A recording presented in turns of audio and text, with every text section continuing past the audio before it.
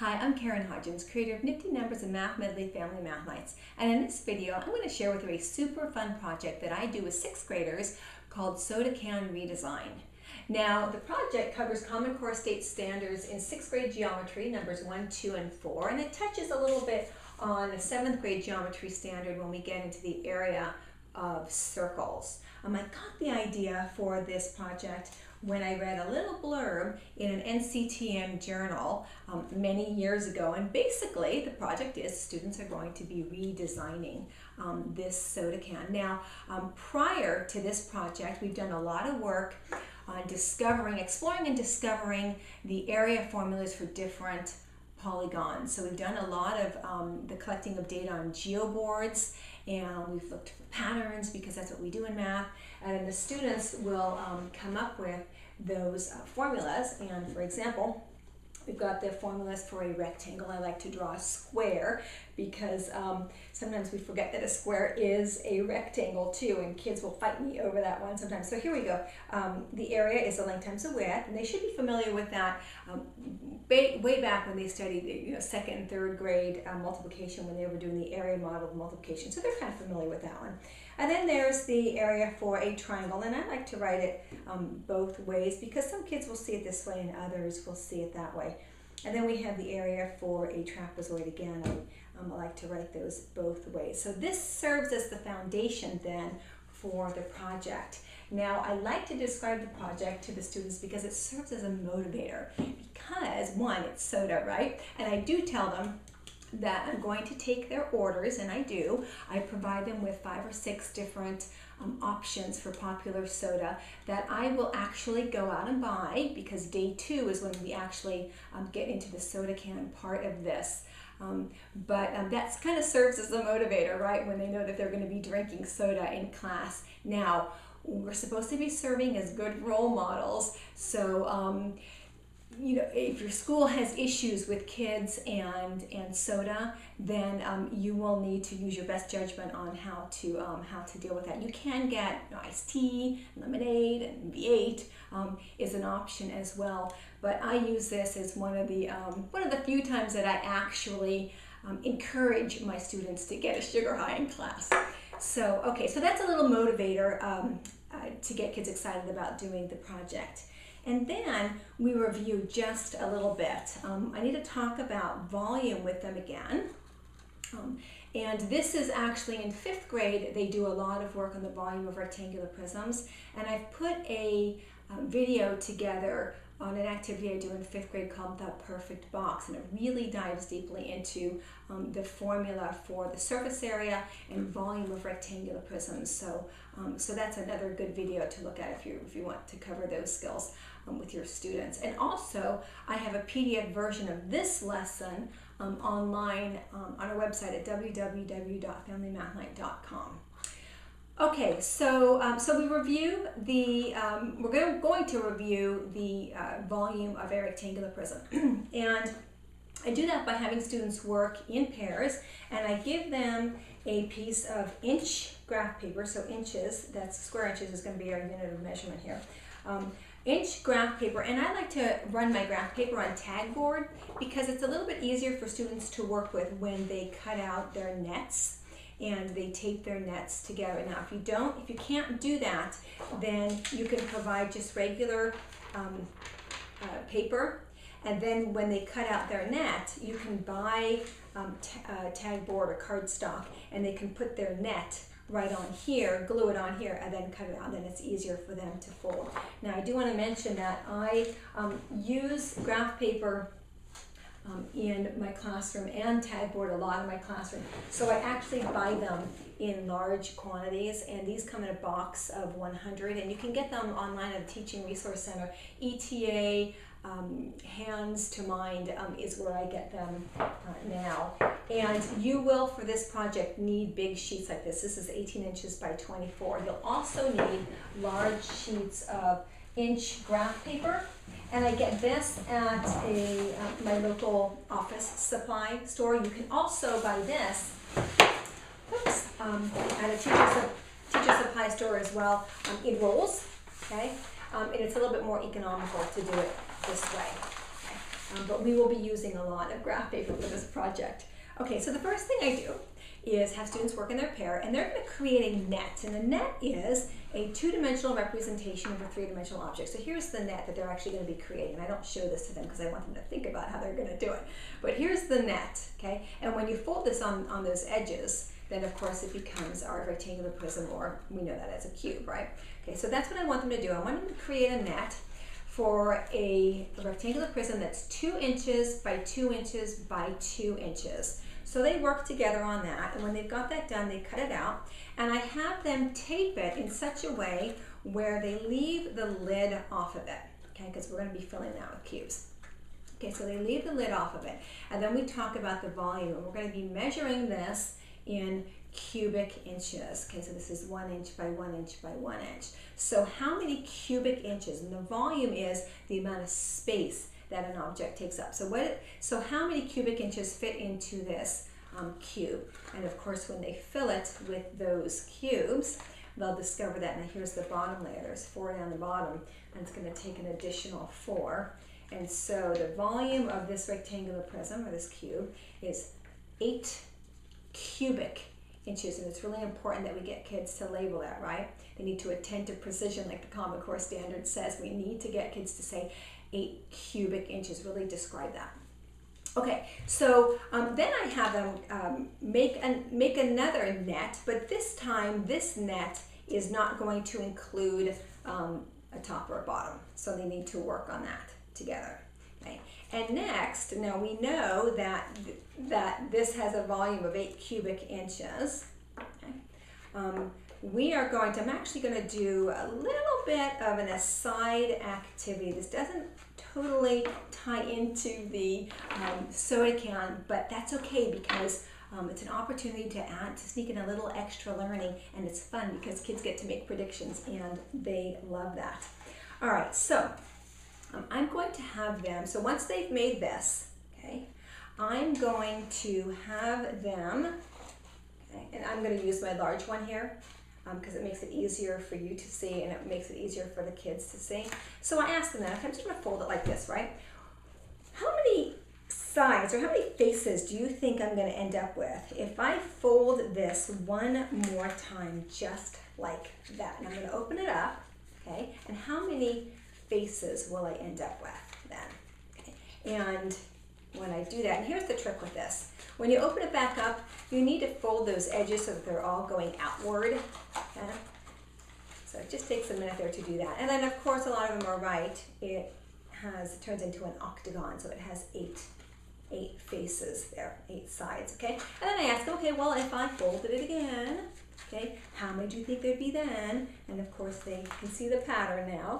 So it's going to be 16, and you do it again, you open it up, and it gets a little bit harder as the faces become smaller. But there will be 16 faces there, okay? And then I have them do that first fold with their sample, so they fold that once.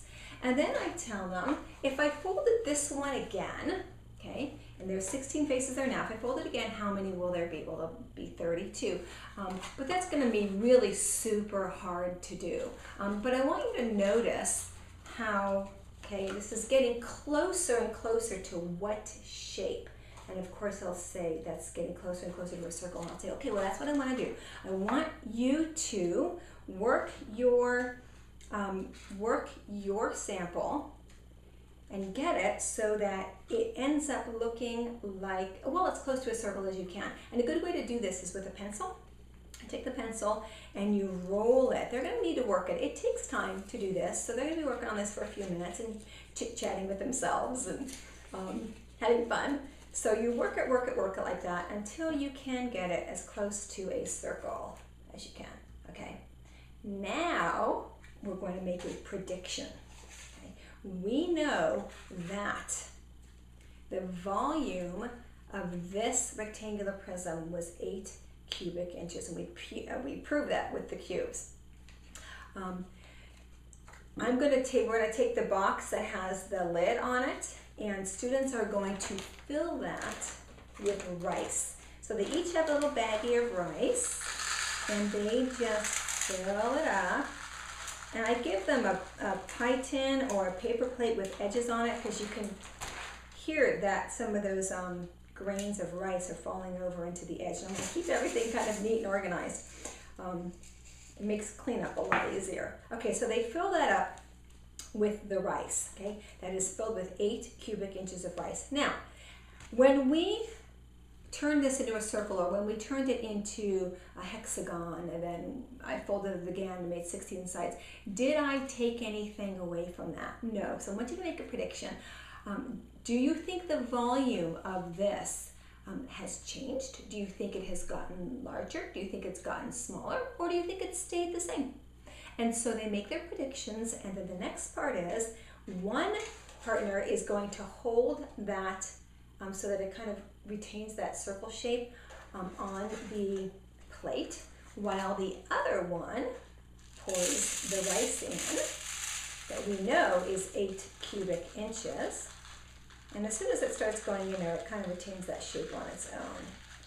And then they can very, very visually see, and I'll try to show this to you, but they can very visually see that there's a huge difference there. That rice does not totally fill up that, that cylinder. Why does that happen? So it allows for some great discussion on what's happening here. And one way that I like to show that to students, there's a couple ways I like to show that to students. One is you can take, let me go back to this one here. You can take that cylinder that they ended up creating and take the base, okay, the base of this, and just kind of place it over like this, and you can very clearly see that the area has dramatically changed, hasn't it? The closer that it got to a circle. Now, another thing that I like to do is take yarn, okay, and show them that, okay, so here's my rectangle, right? Now look at the area of that rectangle. Now watch what happens when I move it closer to a square. What happens to the area? And again, you can very visually see that the area gets larger. In fact, the closer it gets to a square, that's the largest area that you can get in with a rectangle. So I can't do this because I don't have enough fingers, but if I turn this into a circle, the area would get even larger. And we just proved that right over here. So a little bit of an aside in our soda can project, but a great way for them to do some hands-on explorations with that area and the perimeter of those rectangular prisms and circles. So okay, so now the next part is we're going to get into the actual design of the soda can, and this happens on day 2. Now, my classes are usually about 90 minutes long, and this whole project takes me about 3 90-minute periods. So you can kind of use that as you adjust or as you fit that into your particular circumstances. Okay, so on day 2, I pass out their soda, and they love that, but they can't drink it yet because they have to earn that. And they earn it by figuring out what the volume of this can is, or this cylinder is, in cubic inches. We're going to do this whole project centered around our unit of measurement as cubic inches.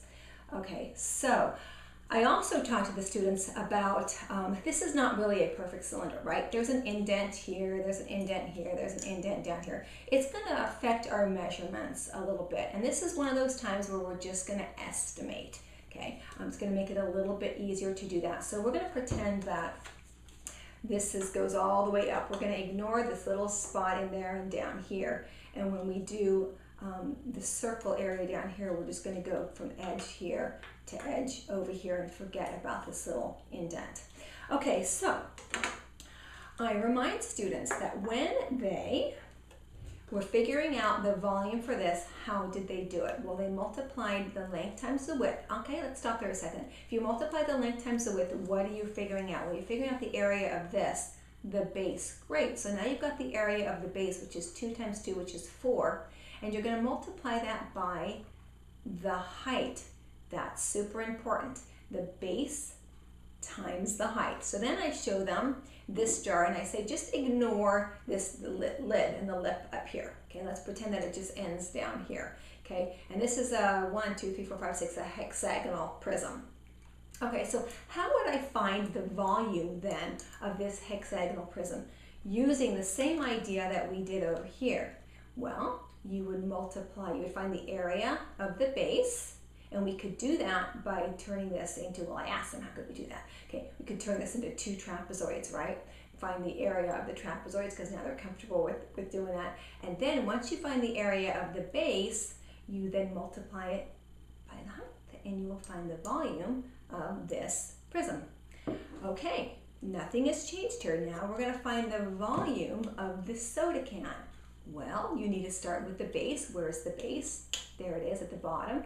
You need to find the area of the base, and then you're going to multiply that by the height. So this is where that the area formula for circles comes in, and it's not a lesson. It's not meant to be a huge lesson on the area formula for circles. They're going to get a lot of that next year in 7th grade, but they do need to know it just for a little while, because we need to figure out what this is in cubic inches. And once we've determined that, they won't need that formula for the circle anymore, because they'll be working on their own polygons, creating the redesign of the can. And they're familiar with formulas. They know that you plug the numbers into formulas and you can arrive at the area. So I throw out 3.14. Does anyone know what 3.14 is? And there's usually at least one student that says, oh yeah, that's pi. So we talk about what pi is. It's a relationship between the circumference and the diameter of a circle, and it's what we use to figure out what the area of a circle is. And the symbol I showed in the formula, here's the formula, and the symbol for pi is this little guy right here. So I'm going to write 3.14. Now it's 3.14 and it goes on forever, right? We shorten it to 3.14 times r. Does anyone know what r means? Radius, okay. Radius squared. Okay, so the radius is half of the diameter. How would we find half of the diameter of this soda can? Well, let's find the diameter of the soda can first. And the best way to do that is to have them take their soda and place it on a ruler, just like this. And then they can either get a piece of paper, put it here, or look down. And we all end up agreeing that the diameter of the circle, and remember, we're going from edge here to edge here. We're not dealing with that little lip thing. Okay, that the diameter is 2.5, 2.5 inches. Okay, so that's good. So half of 2.5 is 1 1/4. So now we know that we're multiplying 3.14 times 1.25 squared. We get out our calculators, because this is an appropriate use of calculators here to do this number crunching. So then we multiply those two numbers, 3.14 and 1.25 squared ends up being 1.6. Okay, and now we multiply 3.14 times 1.6, and it ends up being almost exactly 5 inches, or 5 square inches, I should say, 5 square inches. Okay, now if students, because we're measuring the area of a circle now, we've been so used to doing rectangles, if they want to see what 5 square inches looks like, you can, because it's a circle, you can take this soda can and you can trace.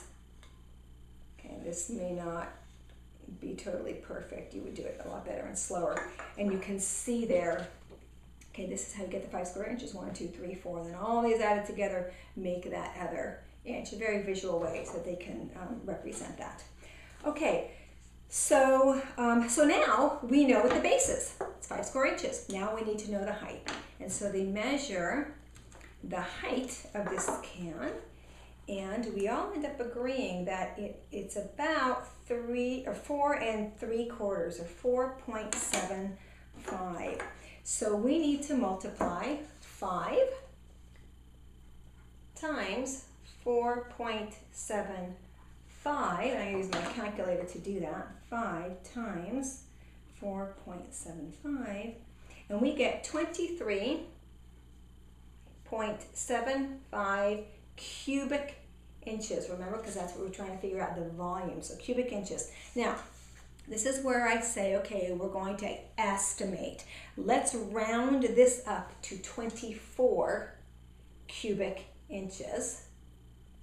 And that is the number that we're working with in the redesign of the soda can. So they need to redesign their soda can so that it has a volume of 24 cubic inches. Awesome.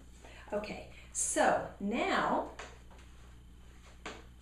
I show them a net that I have created of how to start designing their nets.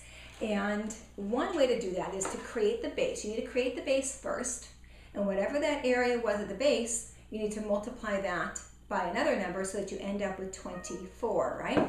So let me show you the net that I created. Okay, so here we go. Here is my base right down here. Okay, it's a hexagon, and you can see that it has 1, 2, 3, 4, 5, 6 square. So the area is 6 square inches. Now, what do you multiply by 6 to get 24? Okay, you multiply it by 4. So here we go. Now I need to, because I'm creating a net, right? If I cut this out and folded it together, it would create that prism. So I would need to go up 4, 1, 2, 3, 4, and that's where I'm going to create, okay, my faces here.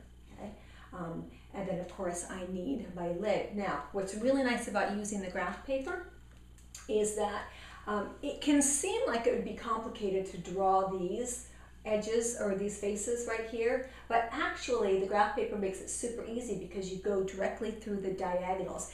The part that you really need to impress upon students though is that this needs to be 4 inches. They just like to take it to the next line, but you don't do that. You have to actually measure so that it's exactly 4 inches, and you stop when you get to 4, no matter where that is, and you do it on both sides, and then you connect them like that.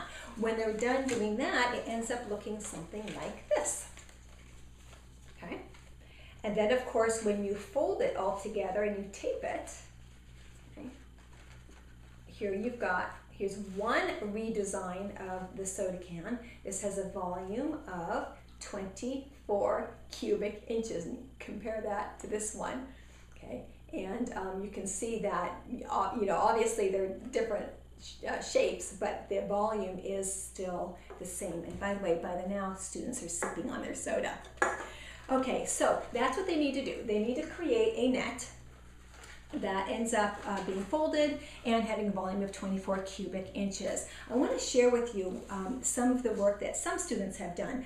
This is a great activity that lends itself well to differentiation, because you're going to have some kids who this may be a little bit of a challenge for, and maybe they're creating a rectangular prism with a volume of 24 cubic inches. And then you're going to get some kids that go way out with this. I'm going to show you some of those as well. But here's one student who created, I've had this sample for a long time, and you can see that it's kind of caved in a little bit.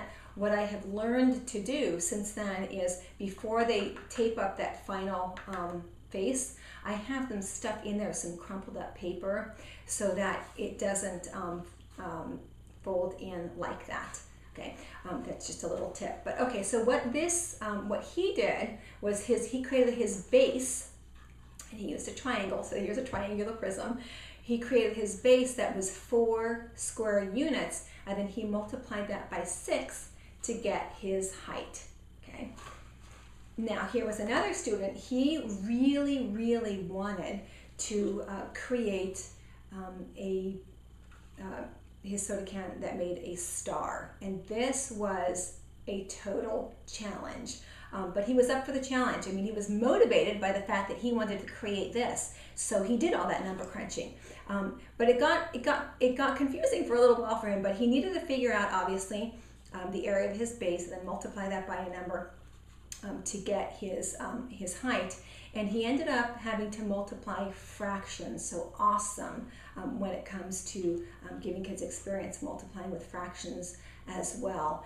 Now let me show you the net. Oh, and by the way, before students get their graph paper and their tag board, they need to design this on centimeter paper for me, so that I can see that they've thought through the measurements, and then they need to prove to me that this actually does come out to 24 cubic inches. When this is approved, then they get their graph paper and their tag board, and they can have at it because they obviously have their little sample here. Okay, so let me share with you his net, or part of his net. You can see this here. Like I said, it got to be a little complicated, but he was totally up for the challenge and did an awesome job. So he created his base down here, and then what he realized when he was designing his faces is that the design that he had chosen was not going to allow him to create a face over here. Now, by the way, I only have 3 of the 6 that he could get here. You can put one here, here, and then over here. Okay, but we've only got 3 here. It actually has 12 faces altogether.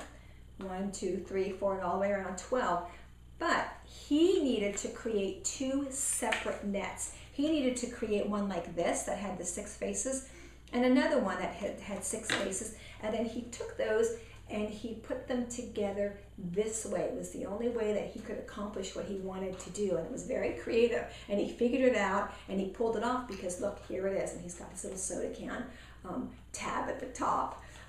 But it took a lot of work and a lot of number crunching and a lot of visual spatial stuff going on in order to come up with this. But this has a volume of 24 cubic inches. Okay, now I want to talk about one that was super complicated.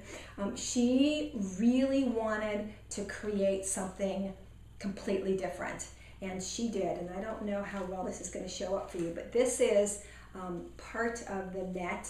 We had to do a lot of cutting and folding, and in order to pull this off, her base was super simple. There it is, 2 by 2, 4. So she needed to come up with a height of 6, but she didn't want it to be a rectangular prism, so there was a lot of number crunching in order to come up with the net that was going to work for this design. And I actually, on our website, I have a picture. I don't know how well you can see this, but here's a picture of her cutting out her final net.